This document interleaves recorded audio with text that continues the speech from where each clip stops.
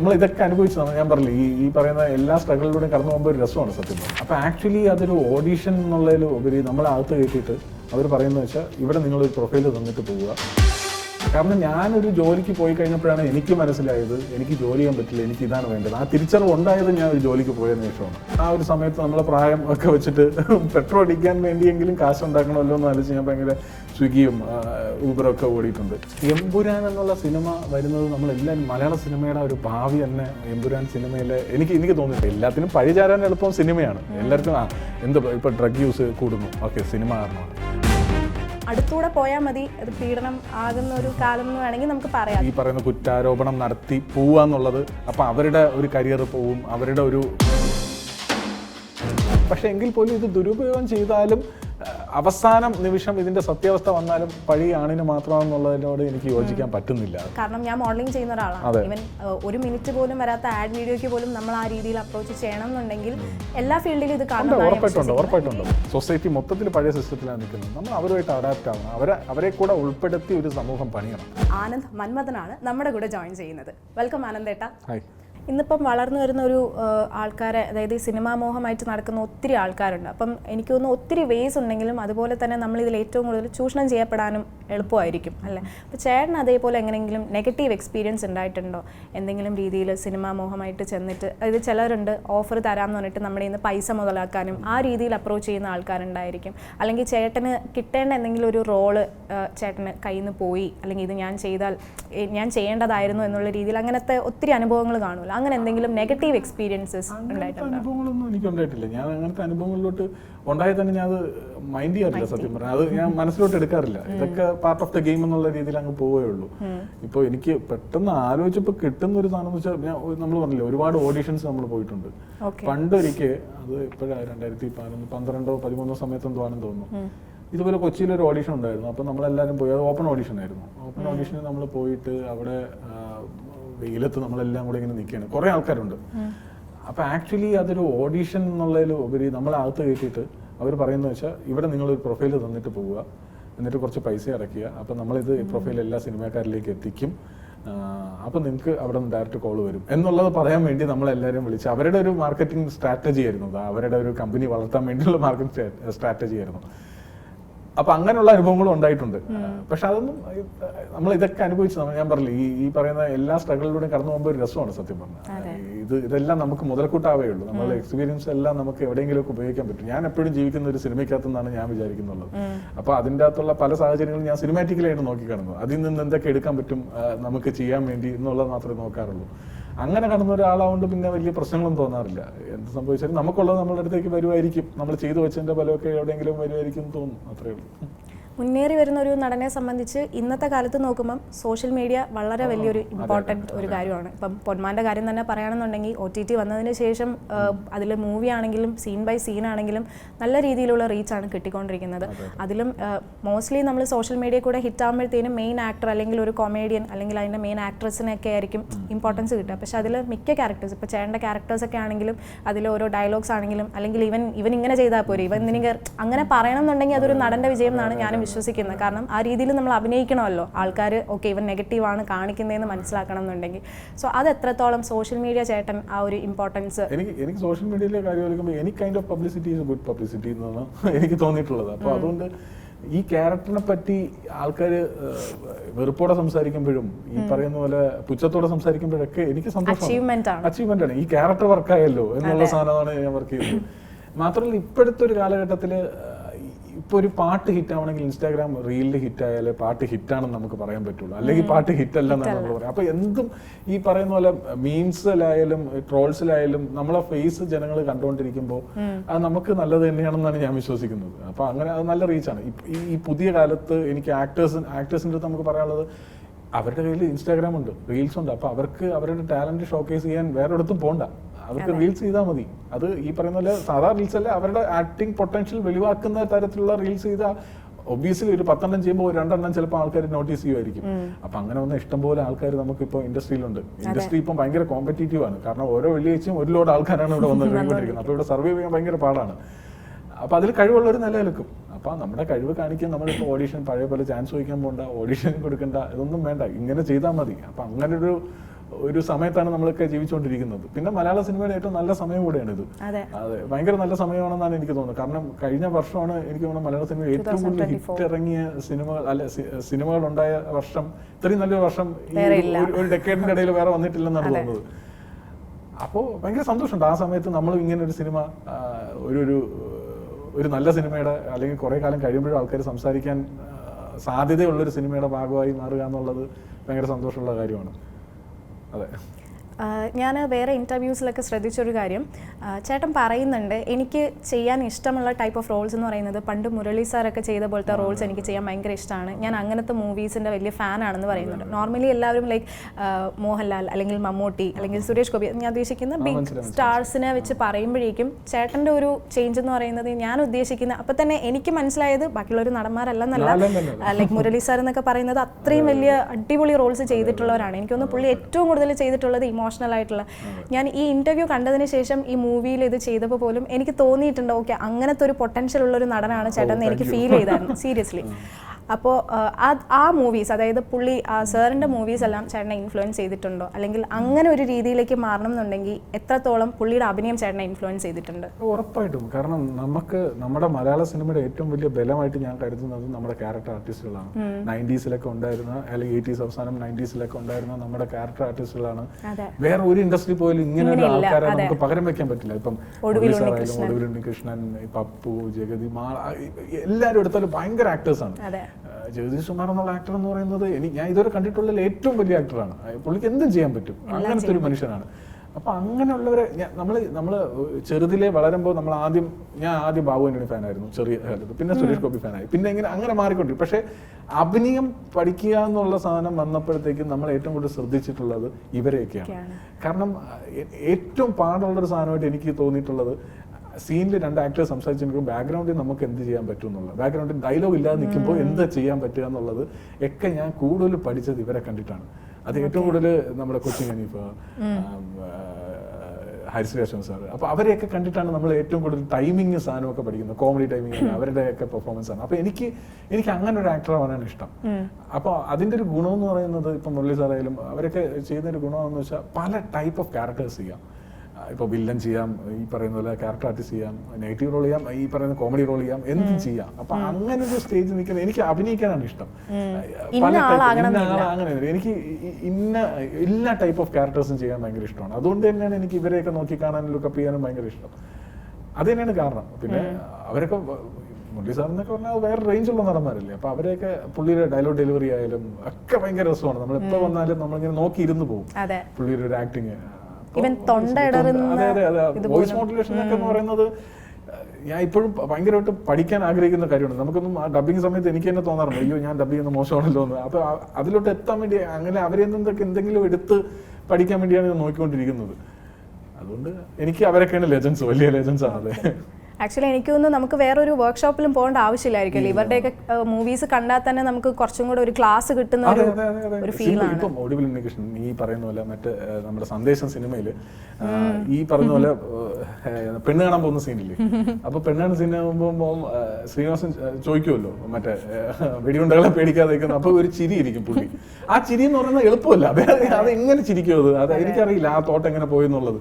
ഭയങ്കര രസമുള്ള ചിരി. ആ ചിരിയിലെല്ലാം ഉണ്ട്. വിളിച്ചോണ്ട് വരെയും ചെയ്തല്ലോ, അടി തരല്ലെന്നുള്ള രീതിയിൽ എല്ലാം ഉണ്ട് അതിൻ്റെ ആ ചിരി. അപ്പൊ അതൊക്കെയാണ് നമ്മളെ അത്ഭുതപ്പെടുത്തുന്ന കാര്യങ്ങൾ.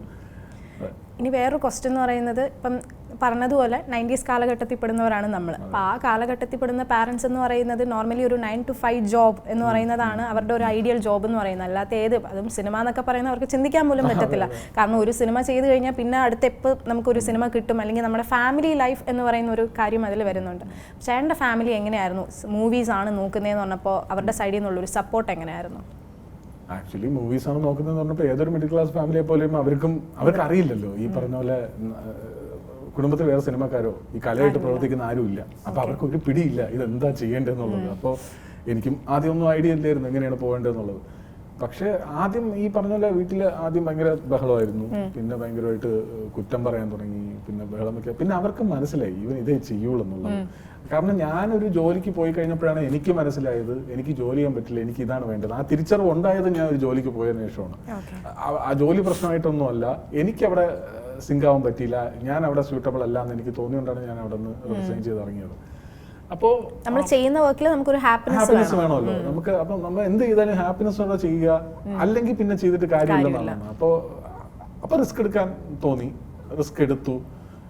കുറച്ചു കാലം ഇങ്ങനെ നിന്നു. ഒരു 2014 ഞാൻ 15 ജോലി റിസൈൻ ചെയ്തത്. ഇപ്പോൾ 10 വർഷമായി ജോലി റിസൈൻ ചെയ്തിട്ട്. ആ സമയം തൊട്ട് നമ്മളിങ്ങനെ നോക്കിക്കൊണ്ടിരിക്കുകയാണ്. അപ്പോൾ വീട്ടിൽ ഒബ്വിയസ്ലി ആ ഒരു സമയത്ത് നമ്മളെ പ്രായം ഒക്കെ വെച്ചിട്ട് പെട്രോൾ അടിക്കാൻ വേണ്ടിയെങ്കിലും കാശ് ഉണ്ടാക്കണമല്ലോ എന്ന് ആലോചിച്ച് ഞാൻ ഭയങ്കര സ്വിഗ്ഗിയും ഊബറൊക്കെ ഓടിയിട്ടുണ്ട്. അപ്പോൾ അതും എനിക്ക് ഭയങ്കര ഇഷ്ടമുള്ള ജോലിയായിരുന്നു. കാരണം നമ്മളിങ്ങനെ ട്രാവൽ ചെയ്യാമല്ലോ, നമുക്ക് നമ്മളെ സ്വന്തം വണ്ടിയായിട്ട് നമുക്ക് ഇഷ്ടമുള്ള സമയത്ത് നമുക്ക് വർക്ക് ചെയ്താൽ മതി. ആരും ഓർഡർ ചെയ്യാൻ, അതെ അതെ, നമ്മളടുത്ത് ആരും, നമുക്കൊരു ബോസ് ഒന്നുമില്ല.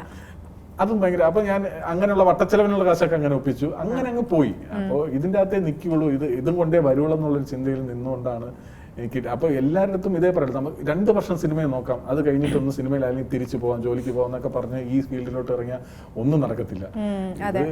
ഇതിങ്ങനെ നിൽക്കണം, നിന്നാലേ പറ്റത്തുള്ളൂ എന്നാണ് എനിക്ക് തോന്നുന്നത്. അപ്പൊ അത് വീട്ടുകാർക്ക് ഏതോ ഒരു പോയിന്റിൽ മനസ്സിലായി, അവൻ്റെ അടുത്ത് പറഞ്ഞിട്ട് കാര്യമില്ല, ഇതേ ചെയ്യുള്ളൂ, എന്നാ പിന്നെ അവൻ്റെ വഴിക്ക് പോട്ടെ എന്നുള്ള ചിന്തയിൽ അവരിപ്പോൾ ഹാപ്പിയാണ്, ഓക്കെയാണ്, കുഴപ്പമൊന്നുമില്ല.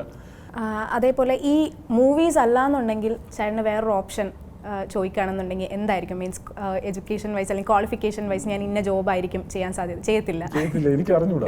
ഞാൻ അതല്ലേ പറഞ്ഞ ഈ ജോലി റിസൈൻ ചെയ്തിട്ട് ഇതിനു വേണ്ടി നിന്നാണ്. ഇതിന് തന്നെ എന്തെങ്കിലുമൊക്കെ ചെയ്ത് നിൽക്കുമായിരിക്കും. ചിലപ്പോൾ വേറെ എന്തെങ്കിലും ഡയറക്ഷൻ അസിസ്റ്റന്റ് ആയിട്ടോ പ്രൊഡക്ഷൻ അസിസ്റ്റന്റ് ആയിട്ടോ എന്തെങ്കിലുമൊക്കെ ചെയ്ത് നിൽക്കുമായിരിക്കും. കാരണം ഇത് നമുക്ക്, കാരണം എന്റെ ഏറ്റവും വലിയ ഹാപ്പിനെസ് സിനിമയാണ് എന്നുള്ളതാണ്. തിയേറ്ററിൽ പോവുക, സിനിമ, വേറെ എല്ലാത്തിനും ഉപരി സിനിമയാണ് നമുക്ക് ഏറ്റവും വലിയ ഹാപ്പിനെസ് വരുന്നത്. അപ്പൊ അതിന് നിൽക്കുക എന്നുള്ളത് ഏറ്റവും വലിയ കാര്യമായിട്ട് കാണുന്ന ഒരാളാവുകൊണ്ട് അതിന്റെ ഭാഗത്ത് എവിടെയെങ്കിലുമൊക്കെ ഒരു ഓരത്ത് നിൽക്കാനേ ശ്രമിക്കുള്ളൂ. അതേപോലെ ഇപ്പം നമ്മൾ പഴയ പടങ്ങൾ നോക്കുകയാണെന്നുണ്ടെങ്കിൽ ഒത്തിരി നമുക്ക് എന്താ റിപ്പീറ്റ് വാച്ച് ചെയ്യാൻ പറ്റുന്ന തരത്തിലുള്ള ഒത്തിരി മൂവീസ് ഉണ്ട്. പക്ഷേ ഇപ്പോഴത്തെ മൂവീസ് എന്ന് പറയുന്നത് നമുക്ക് അങ്ങനെ നമ്മൾ മുന്നത്തെ മൂവീസ് കണ്ടതുപോലെ നമുക്ക് അങ്ങനെ റിപ്പീറ്റഡ്ലി വാച്ച് ചെയ്യാൻ പറ്റുന്ന തരം മൂവീസ് ഇപ്പോൾ ഇറങ്ങുന്നുണ്ടോ? അതായത് ഒബ്വിയസ്ലി 2024 ശേഷം മലയാള സിനിമ എന്ന് പറയുന്നത് വളരെ രീതിയിലുള്ള ചേഞ്ച്. എന്നാലും നമ്മൾ ഇപ്പോൾ കണ്ട ഒരു സിനിമ ഇനി നമ്മൾ കാണാൻ നോക്കുമോ എന്ന് ചോദിച്ചു കഴിഞ്ഞാൽ നമുക്ക് ഫേവറേറ്റ് ആയിട്ടുള്ള കുറച്ച് കാണുമായിരിക്കും. പക്ഷേ പഴയ മൂവീസ് അങ്ങനെയല്ല, നമ്മൾ ഏതെടുത്താലും എത്ര വട്ടം കണ്ടിട്ടുണ്ടെങ്കിലും നമ്മൾ പിന്നെയും കാണും. അതെന്തുകൊണ്ടായിരിക്കും ആ ഒരു ഡിഫറൻസ്? കാലഘട്ടത്തിന്റെ മാറ്റമാണോ അല്ലെങ്കിൽ സ്ക്രിപ്റ്റിന്റെ ആയിരിക്കോ? ചേട്ടൻ എന്താണ് അതിൽ ഒരു ഒപ്പീനിയൻ ഉള്ളത്?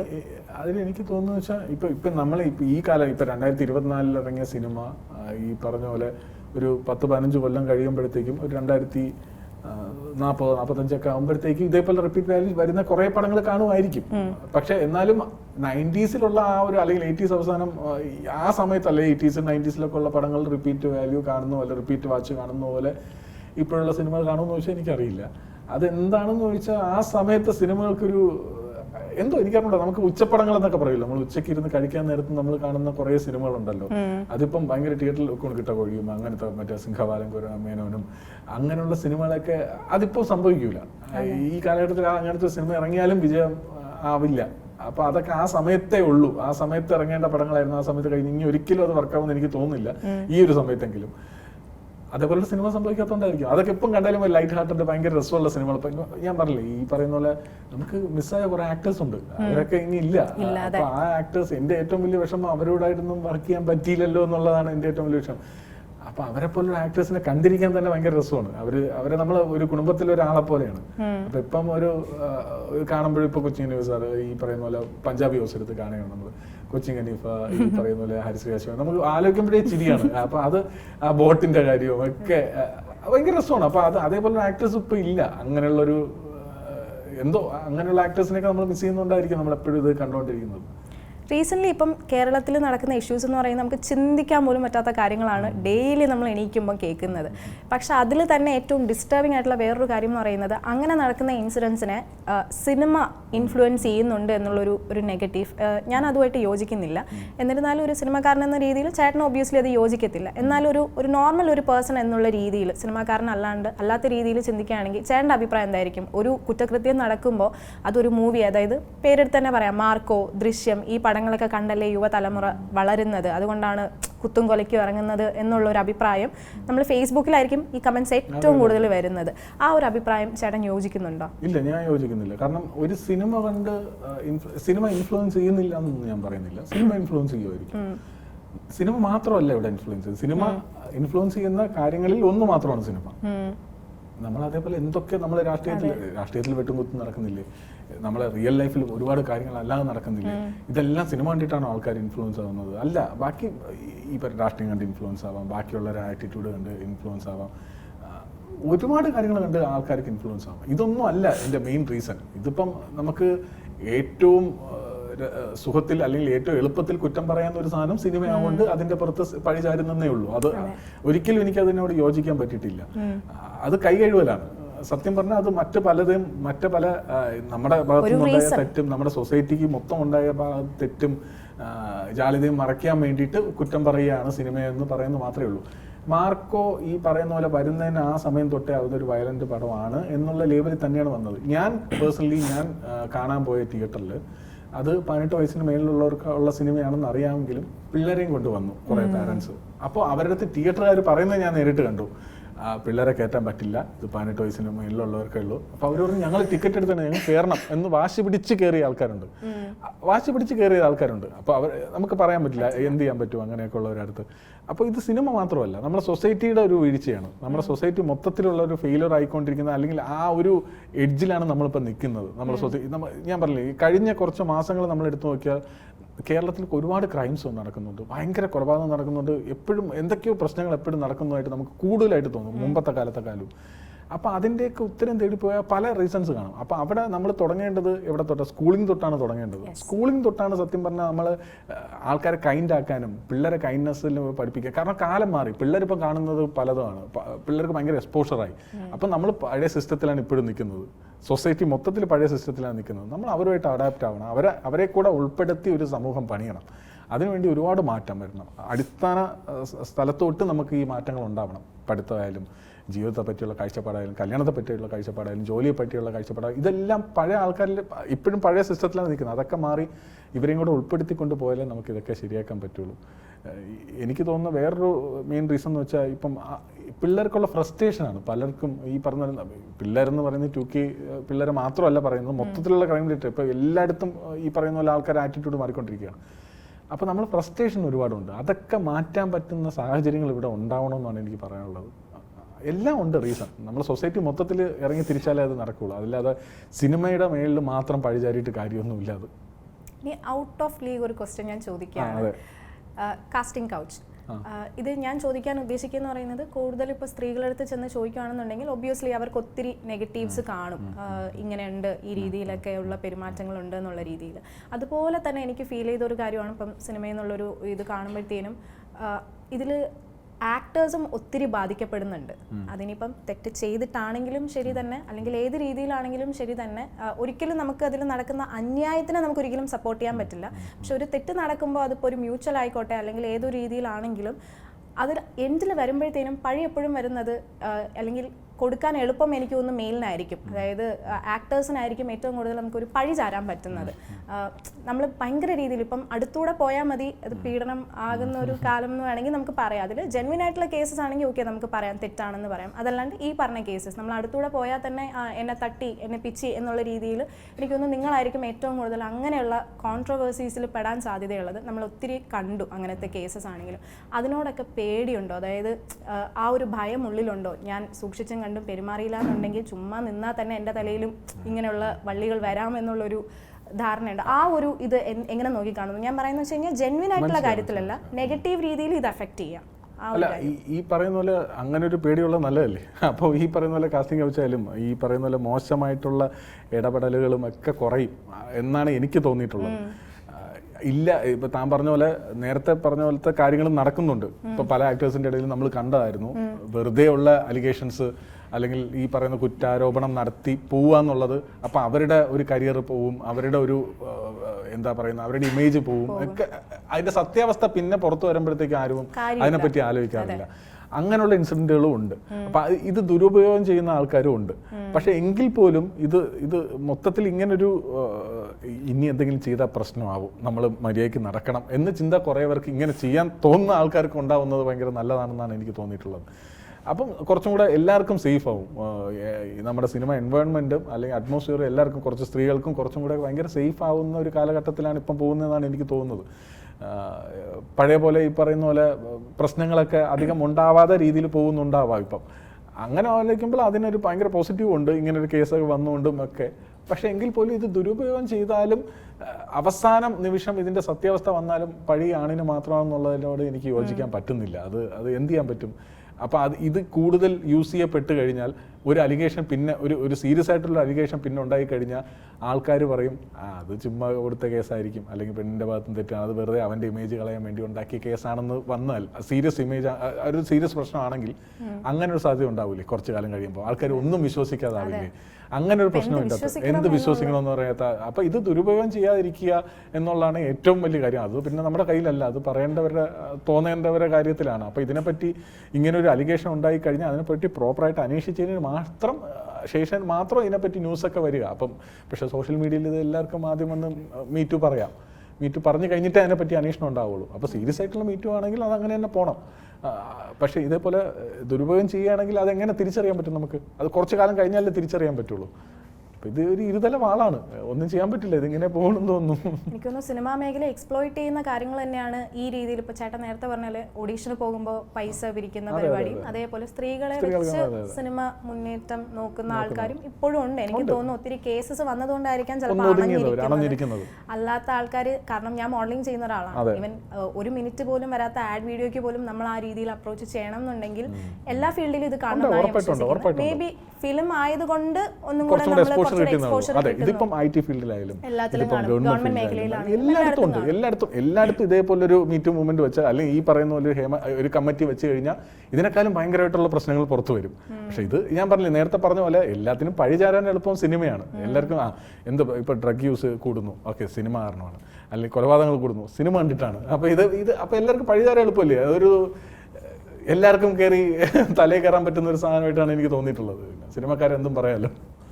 ഒരു സ്ഥാനത്ത് എമ്പുരാൻ പോലുള്ളൊരു ബിഗ് ബഡ്ജറ്റ്, അതായത് ഇന്ത്യ മൊത്തം അറിയപ്പെടുന്ന അല്ലെങ്കിൽ വേൾഡ് വൈഡ് അറിയപ്പെടാൻ പോകുന്ന ഒരു പടം റിലീസിന് ഇറങ്ങുകയാണ്. അതേപോലെ തന്നെ കഥ എന്താ പറയുക ഇമ്പോർട്ടൻസിന് കൊടുത്തുകൊണ്ടുള്ള ചെറിയ ചെറിയ മൂവികളും ഇറങ്ങുന്നുണ്ട്. നമ്മുടെ മലയാള സിനിമ എന്ന് പറയുന്ന വേറൊരു ലെവലിലോട്ട് പൊയ്ക്കൊണ്ടിരിക്കുകയാണ്. അപ്പം ആ ഒരു കാര്യം ചേട്ടൻ എത്രത്തോളം ഒരു എന്താ പറയുക എന്താ പറയുക അതിനൊരു ഇതുണ്ട്, അതായത് ഓക്കെ എനിക്ക് ഇങ്ങനെ ഒരു ഇമ്പോർട്ടൻസ് ഉണ്ട്, അല്ലെങ്കിൽ ഈ ഒരു രീതിയിൽ മലയാള സിനിമ മാറുന്നുണ്ട്, അപ്പം നമുക്കും അതിലൊരു ഇമ്പോർട്ടൻസ് വരാൻ സാധ്യതയുണ്ട് എന്നുള്ളൊരു പ്രതീക്ഷ എത്രത്തോളം ഉണ്ട്? ആക്ച്വലി സിനിമ എമ്പുരാൻ എന്നുള്ള സിനിമ വരുന്നത് നമ്മളെല്ലാവരും മലയാള സിനിമയുടെ ഒരു ഭാവി തന്നെ എമ്പുരാൻ സിനിമയിലെ എനിക്ക് തോന്നിയിട്ടുണ്ട്.